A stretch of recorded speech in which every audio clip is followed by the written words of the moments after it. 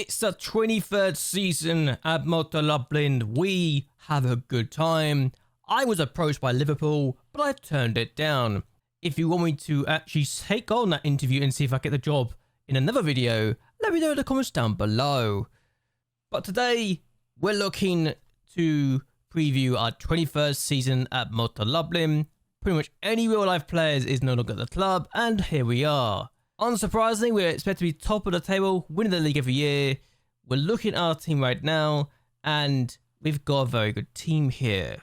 If we were to take away the focus from ourselves, there's only one player from our team that doesn't make the Media Dream 11, and a player that's made it instead of one of our own players is Van Bell. Cornelius Van Bell looks decent, but he's also not amazing. We've now got the most sponsorship money coming in every year, 3.2 million compared to everyone else. We are comfortably the best in the league now.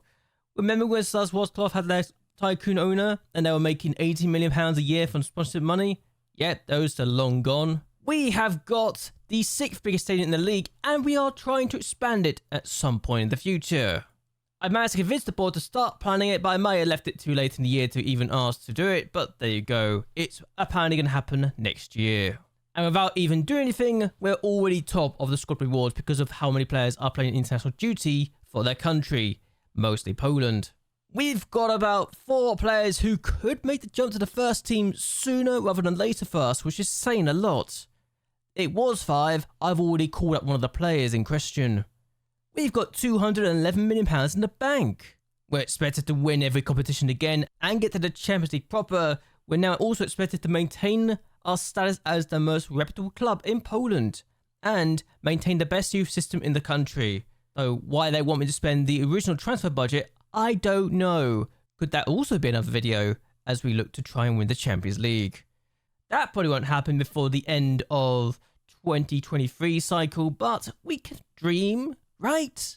We're taking on Jagiellonian in a Super Bohopolski final this year as well. But now, let's go with the players at the club. Goalkeepers, we've only got 4 goalkeepers that could be good, and that says a lot. Michal Nowak is definitely the best goalkeeper. He is easy Poland's #1 now and has won some world awards, which is saying a lot. It's just a shame he doesn't like big matches. We've got Romario, who we could throw into the deep end and do things with, but he's also, while a leading player for the division and can become a star player, inconsistent. He's also wanted on loan by a load of teams like Villarreal and Fiorentina, so that could be fun. Philippe is still here. He is still our backup goalkeeper as a leading player. He's made some comments about wanting to potentially leaving. He's made some comments about wanting to potentially leave to get international setup, which is saying a lot since the #1 choice in the national team is Novak, and that's his teammate. But we got Kasper, who apparently is looking decent now. He's also inconsistent. I don't know why we keep on getting inconsistent goalkeepers turning up, but he looks good, right? He does look good, doesn't he? Right backs, we got a load of them. Matthias is our star wonder kid here. He is looking very good and will be amazing.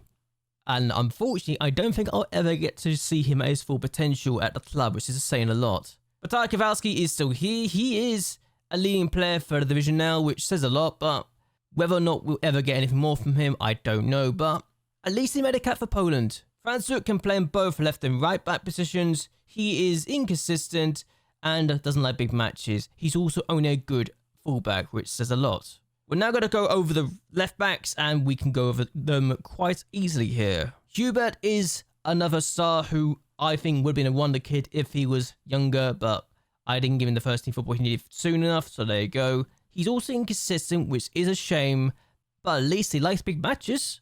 We got Pavlek as another left back who could do good things. He's a decent player for the division apparently, but he's inconsistent, but he can get better.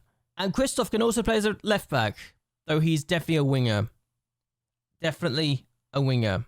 An inverted winger, I must say, but he can definitely play as a left back if I needed him to. If I was ever that desperate. He does have injury issues though. Centre-backs, we got a load of them. And honestly, centre-backs might be our best position with Ernest Kokosuk as the star player now. He's amazing.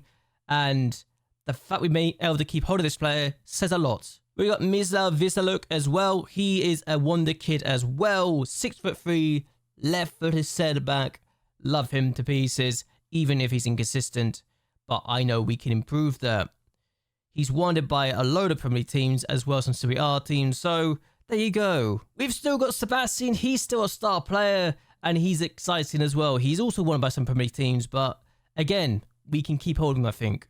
We've also got Michal Osuski, and he's very inconsistent, but has been out on loan and has done good things. He's a leading player for our division, and could get some loan spells at either Genk or Wisla Krakow, so that could be good. We've also got another centre back who could be midfielder that was out on loan in Belgium last year and has improved quite significantly.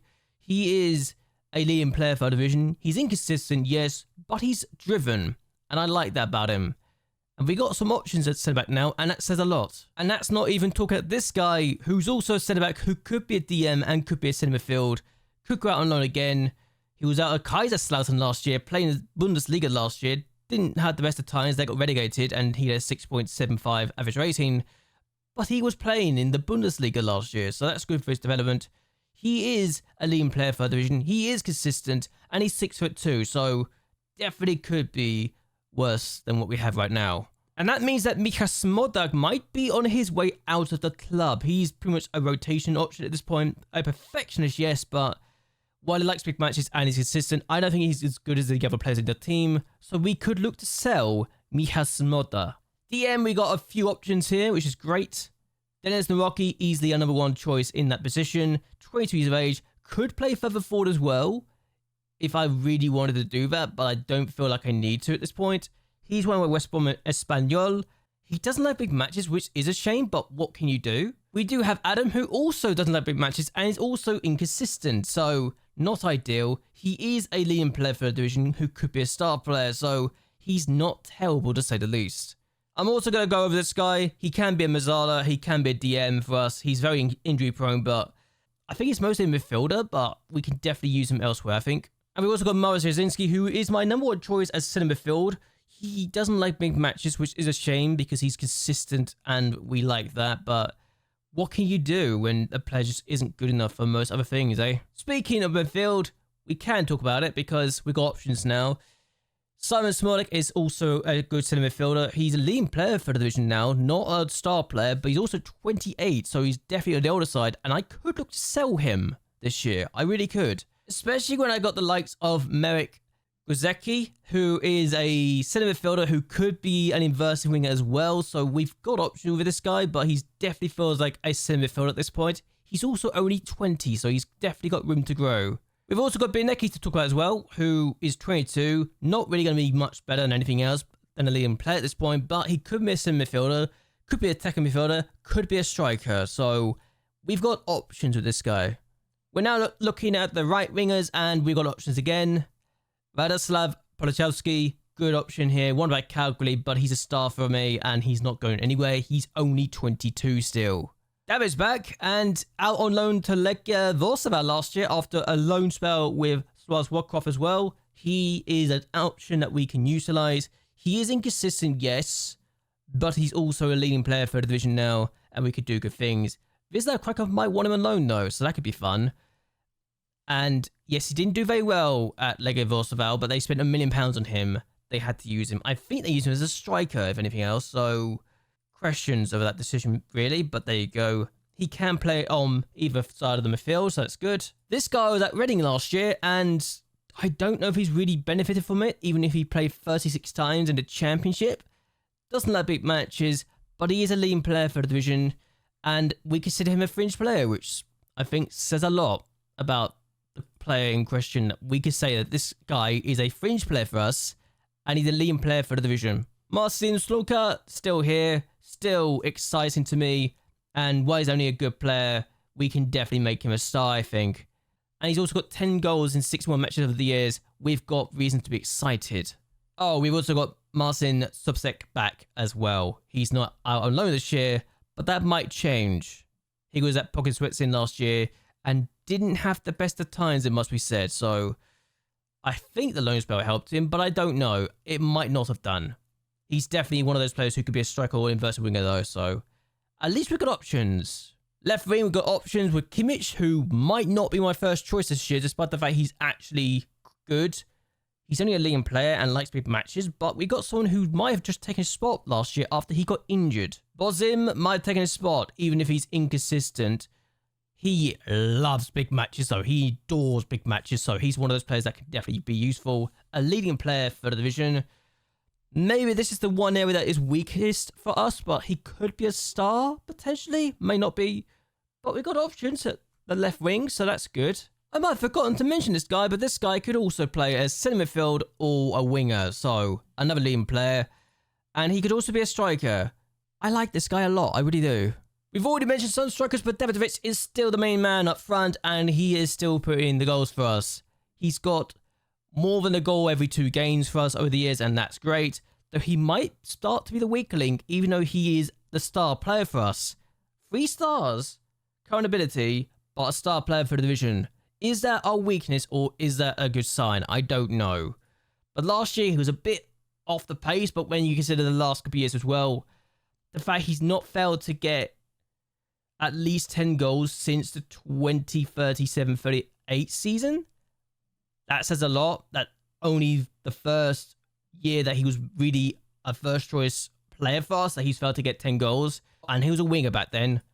The fact we've been using him as a striker and he's thrived there says a lot. So I mentioned the coefficients and I mentioned how we're doing good things. We are up to 10th now officially. Liechtenstein have dropped all the way down to 16th after their really bad year. And that's good long term. What I'm hoping we can do is overtake Belgium and potentially Austria and the Netherlands sooner rather than later, because as things stand, they're within touching distance of us. And they're losing very good years. We're losing a bad year, so we have an opportunity to overtake all 3 nations and go up to 7th place in the coefficients, which is delightful.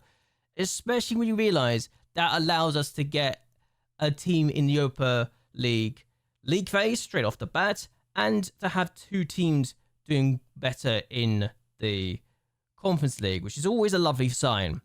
Not that it'll benefit us straight away, but we can at least hope for the best.